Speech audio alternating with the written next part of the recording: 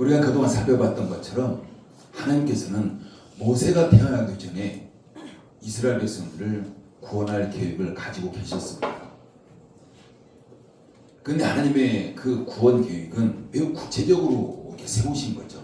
그냥 막연하게 어느 때쯤 내가 이스라엘 백성들을 구원할 거야 이게 아니라 누구를 통해서 어떤 방법으로 구원할 것인지를 하나님은 미리 계획하고 계셨습니다. 그래서 하나님께서는 그 모세가 태어날 때 굉장한 그런 위기 가운데 있었지만 그 모세를 하나님께서 지켜주셨고 모세를 보호해 주신 거죠. 그러면서 그런 모세로 하여금 40년 동안 애굽의 왕궁에서 그 교육 훈련하도록 하나님께서 하셨고 또한 그 후 40년은 미디안 광야에서 그 모세를 훈련하는 기간이었습니다. 그 모세 입장에서 보면 내가 지금 하나님 앞에 훈련받고 있다 이런 생각은 전혀 안 했을 겁니다. 그러나 하나님의 입장에서는 모세의 삶 40년, 80년이라는 세월이 하나님께서 40년을 모세를 쓰시기 위해서 훈련했던 바로 그런 기간이었습니다. 여러분 결코 짧지 않은 시간이에요. 모세가 백성들이 신음하고 있는 애굽에 가서 바로를 상대해야 되기 때문에 그 애굽에서 40년 동안 그 훈련을 받았고 또 출애굽 이후에 미디안 광야를 백성들이 이끌고 그 행진해야 되기 때문에 미디안 광야를 배우는 그곳에서 통과할 수 있는 그런 훈련을 이렇게 받게 된 바로 그런 모습이었습니다. 물론 하나님께서 모세를 사용하지 않아도 구원해낼 수 있습니다. 모세를 훈련하지 않아도 충분히 하나님은 그 능력으로 구원해내실 수도 있습니다. 그렇지만은 우리가 하나님이 일하시는 방법을 아셔야 돼요. 하나님이 일하시는 방법은 사람을 통해서 일하십니다. 사람을 제외하고 그냥 하나님께서 일방적으로 일하시는 이 부분도 있겠지만은 일반적인 방법은 반드시 하나님은 사람을 통해서 일하십니다. 그래서 이스라엘 백성들을 출애굽시킬 때도 가나안에 들어가게 할 때도 반드시 하나님은 사람을 통해서 그 일들을 성취하고 있는 걸 볼 수가 있습니다. 그렇기 때문에 바로 하나님은 사람을 통해서 일하시기 때문에 하나님께 쓰임 받기 위해서는 반드시 훈련된 모습이 필요한 거예요. 우리도 마찬가지입니다. 우리도 하나님 앞에 어떤 일인가 우리가 쓰임 받기 위해서는 반드시 우리가 훈련을 받아야 된다는 사실이에요. 아무런 준비 없이 하나님 우리를 사용하시지 않습니다. 그렇기 때문에 우리는 반드시 어떤 훈련 가운데 있다고 할 때 그 훈련을 반드시 통과해야 되고 그래야 할 때 하나님은 우리를 사용하실 수가 있는 거죠. 하나님께서 모세를 80년 동안 훈련하신 후에 모세를 직접 찾아가셨습니다. 그러면서 모세에게 애굽에 가라고 하시는 거죠. 근데 우리가 지금까지 살펴봤던 것처럼 모세가 어떤 반응하고 있습니까? 하나님 나는 못 갑니다 라는 거죠. 바로 모세는 어떤 하나님의 어떤 계획을 알지 못하기 때문에 그냥 단지 자신이 지금까지 살아왔던 그런 시간들 애굽에서 어떤 일이 있었던가 이런 것들에 얽매여가지고 하나님 나는 도저히 그거 갈 수 없습니다. 이런 지금 반응을 보이고 있는 거죠. 여러분 그럴 때 하나님은 어떻게 하셔야 되겠습니까? 그냥 모세가 못 간다고 완전히 거부하니까 그냥 모세 대신 다른 사람을 보내야 될까요? 아니면 그래도 모세를 끝까지 보내야 되겠습니까? 하나님은 지금 그런 모세에게 일방적으로 선포하고 있죠. 너는 가야 된다라는 거죠. 무조건 가라는 겁니다. 그러면서 하나님께서 모세를 지금 훈련했던 이런 과정 가운데서 모세를 사용하시겠다는 겁니다. 그럼에도 불구하고 모세는 계속해서 자신의 어떤 답답함을 지금 하나님께 호소하고 있는 거예요. 나는 그곳에서 살인을 저지르고 도망 나왔는데 다시 들어갈 수 없는데 이런 답답함 가운데 하나님은 가라고 하는데 그러면서 계속해서 끝까지 모세는 자신은 못 간다고 지금 항변하고 있는 바로 그런 모습입니다. 여러분 1절 말씀 읽어볼까요? 1절 읽습니다. 시작. 모세가 대답하여 이르되 그러나 그들이 나를 믿지 아니하며 내 말을 듣지 아니하고 이르기를 여호와께서 내게 나타나지 아니하셨다 하리이다. 그러니까 하나님의 백성들 히브리인들이 모세 자신을 믿지 않을 거라는 거죠. 그들이 모세를 너무 잘 알고 있잖아요. 40년 전에 그 살인을 저지르고 미디안 왕으로 도망친 자입니다. 그런데 그가 다시 돌아와 가지고 하나님이 나를 보내셨다 라고 한다면 정말 그들이 과연 믿을 수 있을 것인가? 어쩌면 모세의 어떤 그런 생각들은 나름대로 설득력이 있습니다. 자신이 살인자로서 도망친 자이기 때문에 어느 날 갑자기 40년에 갑자기 나타나서 하나님께 나에게 나타나서 너에게 보내셨어 라고 한다면 정말 그 이스라엘 백성들이 히브리인들이 모세의 말을 믿을 수 있을 것인가 라는 거죠. 지금까지 모세는 애굽의 왕자로고 살아왔었고 또한 살인자였었고 그러면서 히브리인들 자기 백성들 외면한 채 40년을 살아왔습니다. 한 번도 그들을 찾지 않았습니다. 어쩌면 기억도 하기 싫었을 거예요. 그냥 미디안에서 그냥 평범하게 그냥 살아가는 거, 이게 지금 모세의 삶이었습니다. 근데 갑자기 나타나서 하나님께서 나를 너희에게 보내셔서 너희를 애굽에서 탈출시키라겠어 라고 한다면 그 말을 누가 믿겠습니까? 만약에 여러분이 애굽의 노예로 살고 있는 히브리인 중에 한 사람이었다면 그런 모세가 갑자기 나타나서 내가 하나님 만났어 라고 하면서 하나님이 나를 너희에게 보내셨고 그러면 나를 통해서 너희를 출애굽시키라겠어 라고 한다면 이 엄청난 말을 누가 믿겠습니까? 아마 아무도 안 믿을 겁니다. 근데 모세는 그걸 너무 잘 알고 있는 거예요. 그 현실이요. 그 상식적인 현실. 그래서 하나님께서는 모세의 그런 생각을 하시고 이렇게 말씀하고 있습니다. 2절의 4절까지 한번 읽어볼까요? 같이 읽습니다. 시작. 여호와께서 그에게 이르시되 내 손에 있는 것이 무엇이냐? 그가 이르되 지팡이니이다. 여호와께서 이르시되 그를 땅에 던지라 하시매 곧 땅에 던지니 그것이 뱀이 될지라. 모세가 뱀 앞에서 피하매 여호와께서 모세에게 이르시되 내 손을 내밀어 그 꼬리를 잡으라. 그가 손을 내밀어 그것을 잡으니 그의 손에서 지팡이가 된지라. 하나님께서는 지금 모세가 지팡이 들고 있는데 그 지팡이를 뱀이 되게 하시는 그런 이적을 보여주십니다. 그리고 또다시 하나의 이적을 보여주시는데 6절과 7절입니다. 같이 읽습니다. 시작. 여호와께서 또 그에게 이르시되 내 손을 품에 넣으라 하시매 그가 손을 품에 넣었다가 내어보니 그의 손에 나병이 생겨 눈같이 된지라. 이르시되 내 손을 다시 품에 넣으라 하시매 그가 다시 손을 품에 넣었다가 내어보니 그의 손이 본래의 살로 되돌아왔더라. 이번엔 모세의 손을 품에 넣으라고 하신, 그러고 꺼내라고 합니다. 그런데 모세의 손이 나병이 걸린 거예요. 근데 다시 품에 넣으라고 하셨고 손을 꺼내라고 했을 때 그 나병이 완전히 깨끗하게 회복된 겁니다. 여러분, 그 당시 나병은 불치병이에요.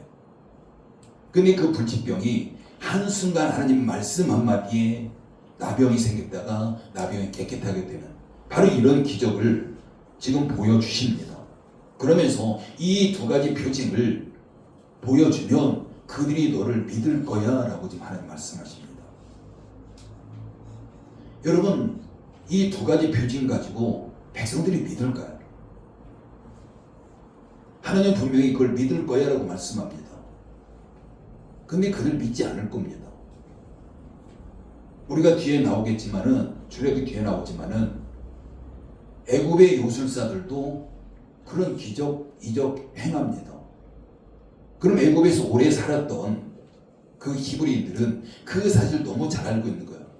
이 땅의 요술사들도 이런 일 행하는데, 그럼 그걸 가지고 모세가 와서 백성들 앞에 와서 이적을 나타내 보여준다면 아마 그걸 어떻게 보겠습니까? 아마 그 백성들 같은 경우, 히브리인들 같은 경우는 모세가 갑자기 나타나더니 뭔가 마술사가 돼서 돌아왔네, 아마 이렇게 아마 생각했을 겁니다. 그래서 어느 누구도 아마 이런 이적 가운데서도 모세의 말을 신뢰하지 않을 거예요. 어찌 보면은 가장 좋은 방법은요, 하나님께서 백성들에게 나타나시는 거예요. 직접 나타나셔서 내가 모세를 너에게 보냈어 라고 말씀하신다면, 그러면서 그들에게 내가 이 모세를 통해서 너희를 출애굽시켜서 가나안으로 인도할 거야 라고 말씀하신다면 가장 효과적인 바로 그런 방법입니다. 그렇게만 된다면 모세에게는 어려움이 크게 없을 것이고 훨씬 더 좋은 결과를 얻을 수도 있는 거죠. 여러분, 하나님이 이런 사실을 모를 리가 없습니다. 당연히 아시는 거죠. 그럼에도 불구하고 두 가지 표징을 보여주시면서 백성들에게 이 두 가지 표징을 나타내 보여라 라고 말씀하십니다. 그럼 그걸 왜 그럴까라는 거죠.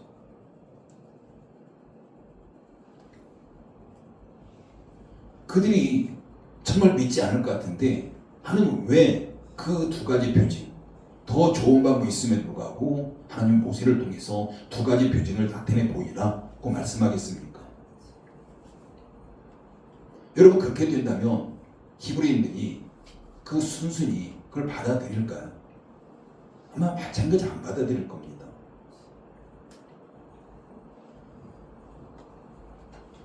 그런데 하나님께서는 분명히 지금 모세에게 두 가지 표징을 보이라고 하시는 것을 말씀하시면서 그 이유를 분명히 우리에게 말씀하고 있습니다. 그 하나님의 의도가 바로 5절에 나와요. 5절 말씀 읽을까요? 같이 읽습니다. 시작. 이는 그들에게 그들의 조상의 하나님 곧 아브라함의 하나님, 이삭의 하나님, 야곱의 하나님 여호와가 내게 나타난 줄을 믿게 하려 함이라 하시고, 지금 분명히 이는이라는 거죠. 이는 그 이유입니다. 하나님께서 모세에게 왜 두 가지 표징을 그들에게 보이라고 하는지 그 이유를 분명히 지금 말씀하고 있습니다. 단순히 이적을 통해서 모세에게 역사하신 하나님을 증거하시려는 것은 아닙니다. 이 표징은 조상의 하나님께서 자기 백성들에게 찾아오셨다, 모세를 보내셨다, 이 증거예요. 그래서 백성들은 이 표징을 통해서 조상의 하나님께서 모세를 통해서 그들을 찾고 계심을 믿게 하시려는 겁니다. 조상의 하나님께서 너희를 지금 찾고 계셔, 이걸 지금 믿게 하려는 것이다 라고 분명히 말씀하고 있는 거죠. 9절 말씀 읽어볼까요? 9절 읽습니다. 시작. 그들이 이 두 이적을 믿지 아니하며 내 말을 듣지 아니하거든 너는 나일강 물을 조금 떠다가 땅에 부으라. 내가 떠온 나일강 물이 땅에서 피가 되리라. 이 두 가지 표적을 믿지 않으면 나일강 물을 떠다 땅에 부으라는 겁니다. 그럼 나일강 물이 피가 될 것이라는 거죠. 여러분, 이적의 강도는 점점 세지는 거예요. 여러분, 뒤에 우리가 뒤에도 나오겠지만은 모세와 아론이 바로 앞에 가서 내 백성을 보내라고 하신다라고 선포를 합니다. 이때 바로가 어떤 반응 보입니까? 여호와가 나는 누군지 몰라. 여호와가 누군지 나는 몰라. 근데 내가 왜 이 좋은 노예들, 이 좋은 노예들을 왜 보내? 이런 반응을 보여요. 그럼 하나님께서 그 바로에게 하나님이 어떤 분인지를 보여주셔야 되잖아요. 모른다고 하고는 바로에게. 그게 바로 10가지 이적입니다. 그 기적을 통해서 바로가 결국에 손을 들어요. 하나님을 이제 알게 된 거예요. 하나님 어떤 분인지. 지금 여기서도 첫 번째, 두 번째 이적을 그들이 봄에도 불구하고 믿지 못하니까 하나님께서는 세 번째 이적을 말씀하시는 겁니다. 나일강물을 떠다가 땅에 보라. 그럼 나일강물이 피가 될 것이다 라는 거죠. 여러분, 나일강물은요 신입니다. 외국 사람들에게. 나일강을 섬겨요. 신으로. 여러분 그게 그럼 어떤 의미가 있겠습니까? 나일과 모래 피가 변한다는 것은 그들이 애굽 사람들이 섬기고 있는 신이 완전히 망가져 버리는 겁니다.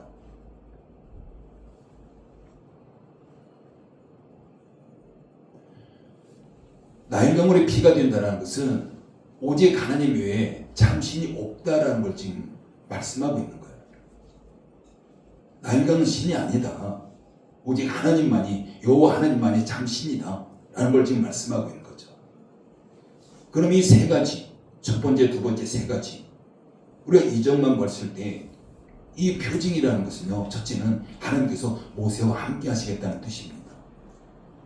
두 번째는 반드시 모세를 일으키는 그런 표징으로 애굽을 굴복시키겠다는 표징이에요. 그다음 세 번째는 모세가 이 사실을 믿고 행동을 하게 되면 나머지 하나님께 책임질 거야. 이걸 지금 말씀하고 있는 겁니다. 여러분 우리 주변에도 보면은 표징을 쫓아다니는 사람 많습니다. 뭔가 나타나야 되는 걸 쫓아다녀요. 감각적인 걸 쫓아다닙니다.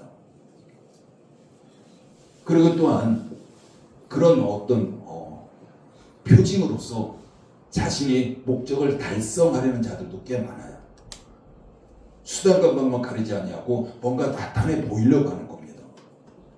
여러분 이것은 엄청난 위험한 거예요. 여러분 예수님 계실 때 수많은 사람들이 예수님을 따라다녔습니다. 그들이 정말 예수님 따라다녔을까요?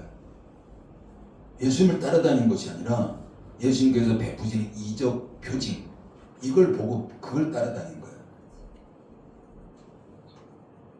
정말 예수님 시대 때 그 이적을 보고 예수님을 따라다녔다면 아마 그들이 예수님 믿었을 겁니다.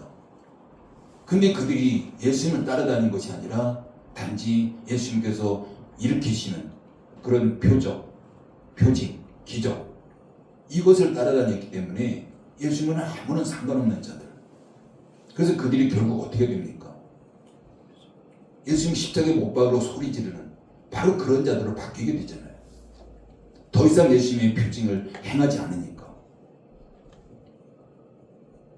실제적으로 이들은 예수님 앞에 나와가지고 우리에게 표적을 보여주십시오라고 요청까지 했습니다. 그때 예수님께서는요 이렇게 말씀하십니다. 악하고 음란한 세대가 표적을 구하나 요나의 표적밖에는 보여줄 표적이 없느니라. 악하고 음란한 세대라고 표현합니다. 표적을 구하는 자들에게. 그러면서 예수님께서 너희에게 보여줄 표적은 요나의 표적밖에 없다. 예수님 자신이 표적이라는 소리예요.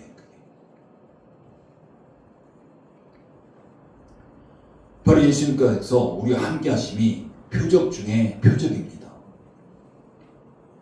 여러분 어떻습니까? 지금 여러분에게도 표적이 필요한가요? 뭔가 표징이 필요한가요? 뭔가 감각적인 이런 것들이 필요할까요? 지방이가 뱀이 되는 표적, 또한 손에 나방이 걸렸다가 깨끗하게 되는 그런 표적, 이게 필요합니까? 만약에 여러분들이 그거 필요하다면 그 표적이 왜 필요합니까? 그 이유가 뭘까요? 사실 실제적으로 많은 크리스천들이 눈에 보여지는 감각적인 그런 기적들을 원합니다. 그럼 한번 생각해 보셔야 돼요. 내가 왜 그런 기적들을 필요할까? 그 이유가 뭘까?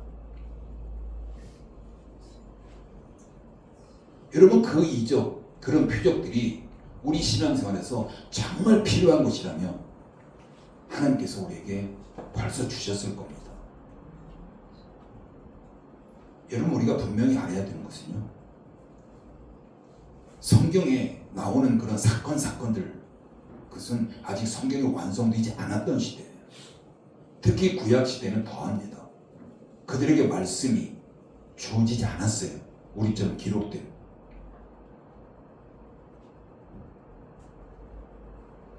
선지자를 통해서 하나님의 말씀이 주어졌고 아직 말씀이 그나마 완성되지 않았던 시대였고 예수님 시대도 마찬가지입니다. 시대입니다. 하나님 말씀이 완성되지 않았던 시대예요. 근데 지금은 성경이 우리 완성되어 우리에게 들려졌습니다. 성경이 뭐라고 하냐면요, 여기서 더 이상 빼거나 더하거나 하면 안 된다라는 거예요. 우리가 가지고 있는 성경 전체, 그냥 그게 완전합니다. 그럼에도 불구하고 우리는 그 성경을 떠나서 어떤 사람은 표적을 구해요. 뭔가 감각적인 걸 구합니다. 하나님께서 그에게 그 표적이 꼭 필요한 것이었다면 벌써 주셨을 거예요. 그런데 주시지 않았다는 것은 그게 필요하지 않다라는 겁니다.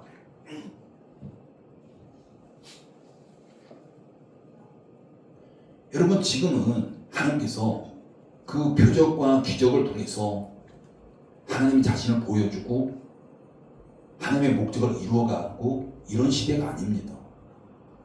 여러분, 구약 시대 같은 경우는요, 그 표적을 통해서 기적을 통해서 하나님 자신을 드러내 보여주세요. 그러면서 어떤 목적을 이루어 가십니다. 근데 지금은 우리에게 말씀이 주어져 있기 때문에, 완성된 말씀이 주어져 있기 때문에 하나님이 일하시는 방법은 그 말씀으로 일하신다. 이거 우리가 믿으셔야 돼요. 앞에서도 말씀드렸지만 바로가 나 하나님 몰라, 여호와가 누군지 몰라. 그럼 하나님은 당연히 바로에게 하나님의 어떤 분인지 보여줘야 되는 거예요. 그게 바로 10가지 기적입니다. 그 10가지 기적은요, 애굽 사람의 섬기는 신이에요.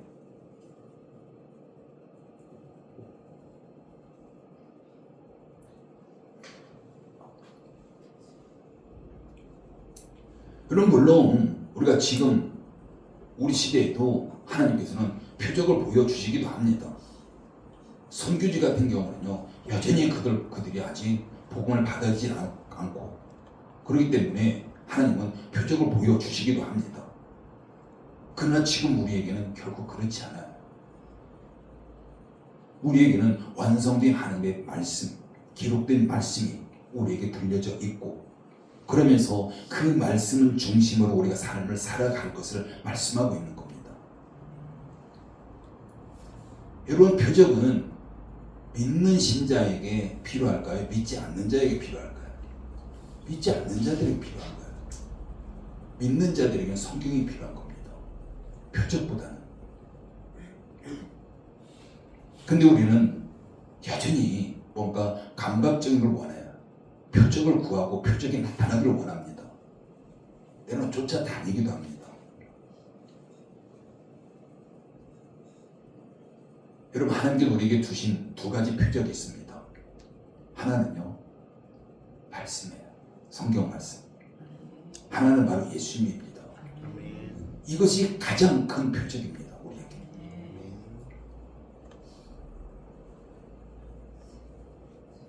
그렇기 때문에 우리는 하나님 말씀을 통해서, 성경을 통해서 하나님을 보고 하나님을 만나야 되는 거예요. 이게 지금 우리가 해야 될 일입니다.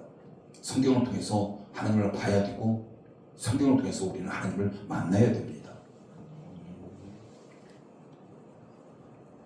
그리고 또 하나는 예수님이라고 했는데, 예수님의 죽음과 부활하심이에요. 이거보다 더 큰 표적은 없습니다. 이게 최고 이적인 거죠.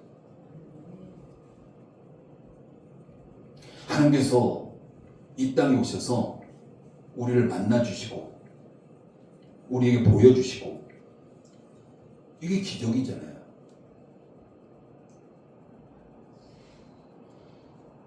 우리는 지금 대리인절을 보내고 있습니다. 2000년 전에 예수님께서 하나님이셨지만 인간의 육신을 이렇게 이 땅에 오신 겁니다. 이게 기적인 거죠. 조상들에게 약속하신 하나님이 인간의 육신을 입고 우리에게 오신 겁니다. 직접 우리 눈으로 볼 수 있도록, 만질 수 있도록. 이게 바로 가장 큰 기적 중의 기적인 거죠.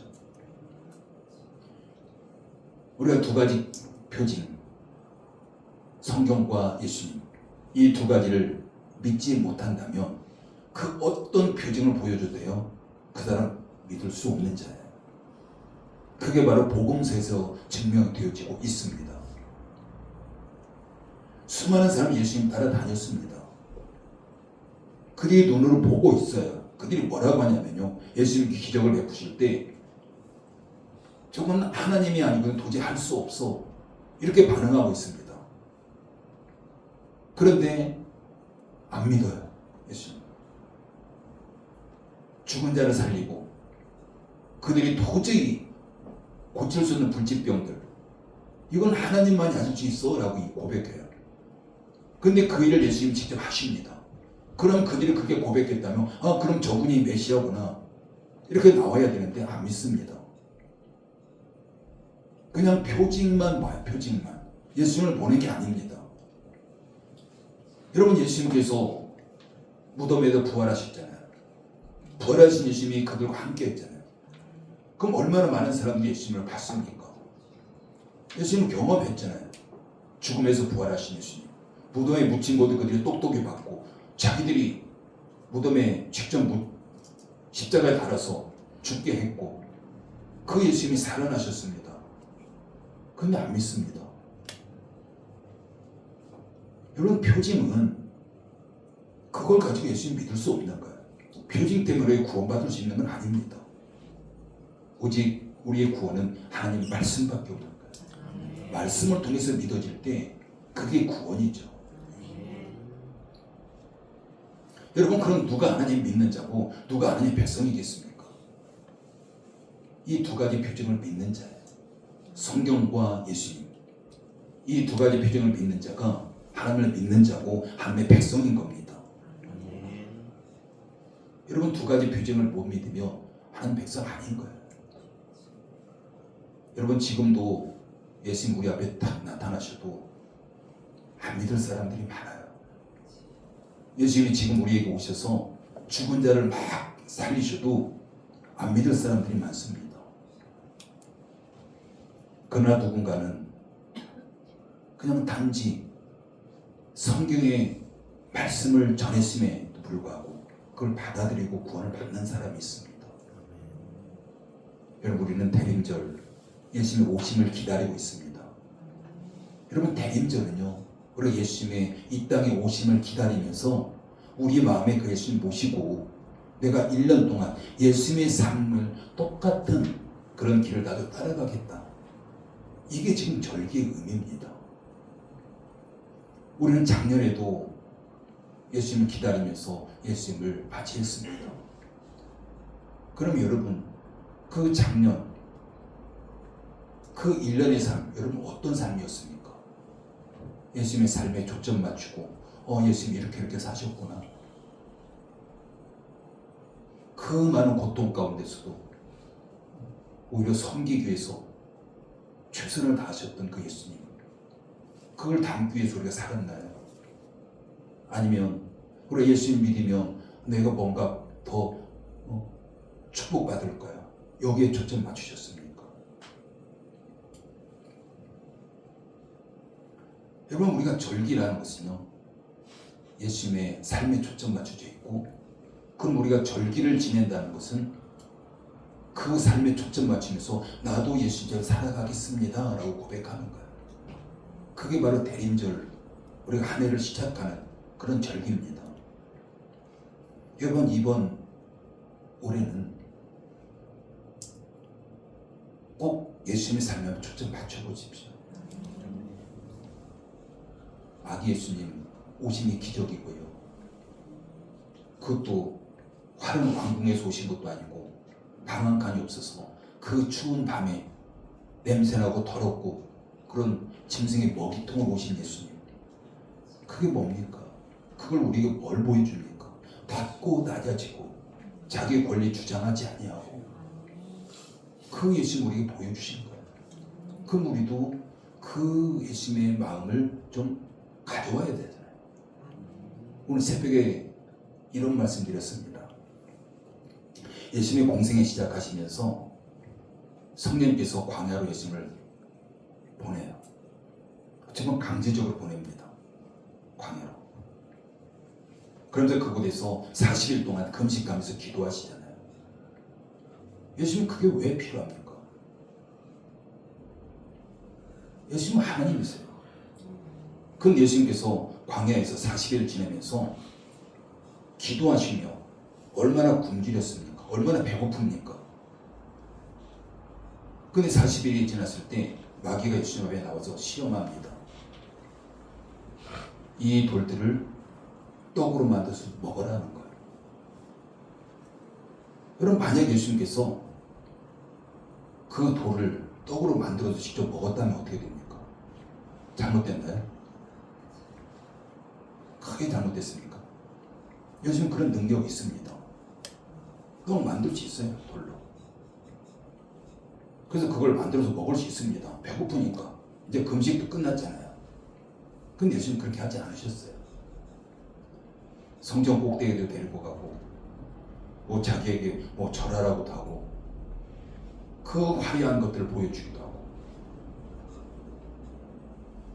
마귀가 3번이나 예수님을 시험합니다.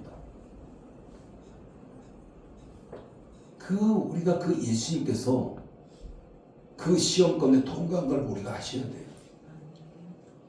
그게 욕심이잖아요, 정말. 마귀가 미혹하고 있는 것들이. 예수님이 능력이 없어서 그냥 그걸 말씀으로 그냥 견뎌갔던 이런 모습이 아니고요. 충분히 할 수 있습니다. 근데 예수님은 그렇게 하지 않으셨어요. 왜요? 예수님은 자신이 가지고 있는 능력, 자기 자신을 위해 사용하지 않았습니다. 섬기러 오셨다고 했잖아요. 상대방을 위해 사용했죠. 이게 하나님의 사랑입니다. 그 마귀 시험관, 그걸 우리에게 보여주시는 거예요. 내가 가지고 있는 모든 소유, 건강을 포함해서 하나님께서 그걸 나에게 주셨을 때 네가 이 땅에서 잘 먹고 잘 살라고 주신 것이 아니라 다른 사람을 사용하라고 주신 거예요. 그걸 예수님께서 보여주셨고요. 그러면서 예수님도 공생 시작하면서 그 시험 이기신 겁니다. 만약 예수님께서 그 능력을 예수님 자신을 위해 사용했다면 상황은 많이 달라졌을 겁니다. 근데 하나도 자신을 위해 사용하지 않으세요. 자신은 고난을 겪을 때로 다 겪고 어려운 거 겪을 때로 다 겪고 그러면서 오히려 다른 사람을 섬기고 심지어는 십자가에 죽기까지를 섬겼던 바로 그런 예수님의 모습이었습니다.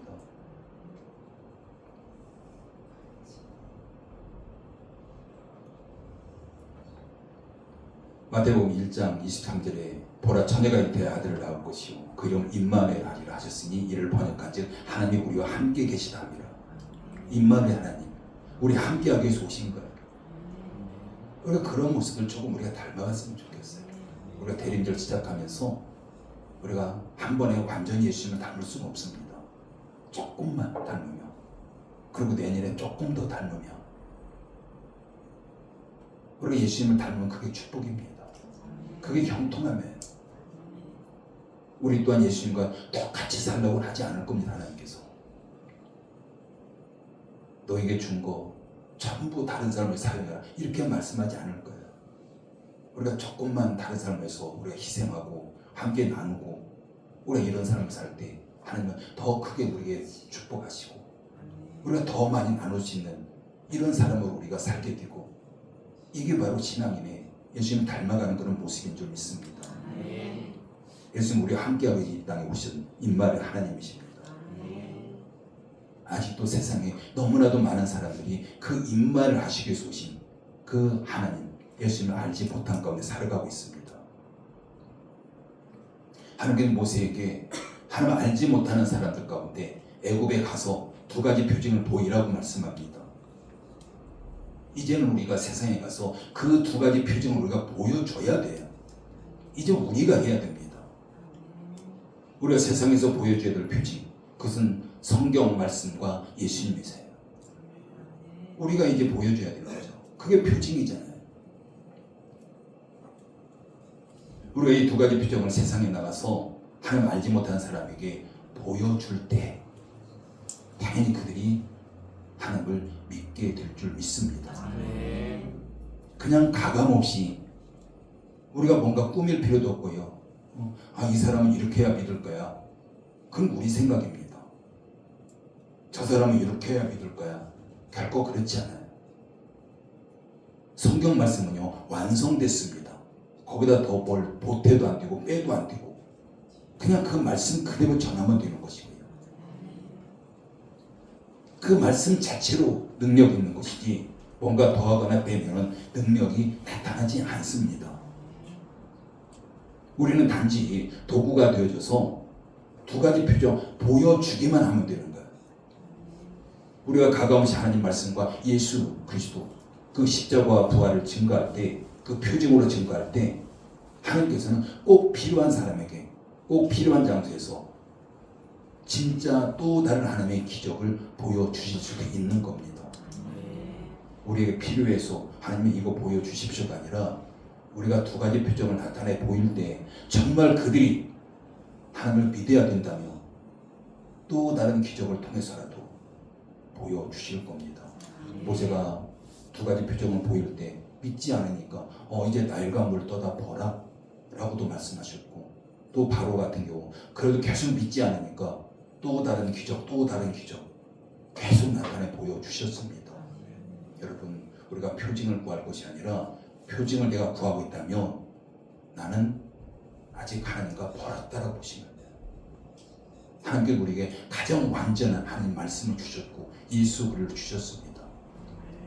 우리가 그걸 가지고 우리가 하나님을 만나야 되고 하나님을 경험하고 그걸 또한 우리가 증거할 때 우리는 또 다른 기적 그때 경험할 수도 있게 되는 줄 믿습니다.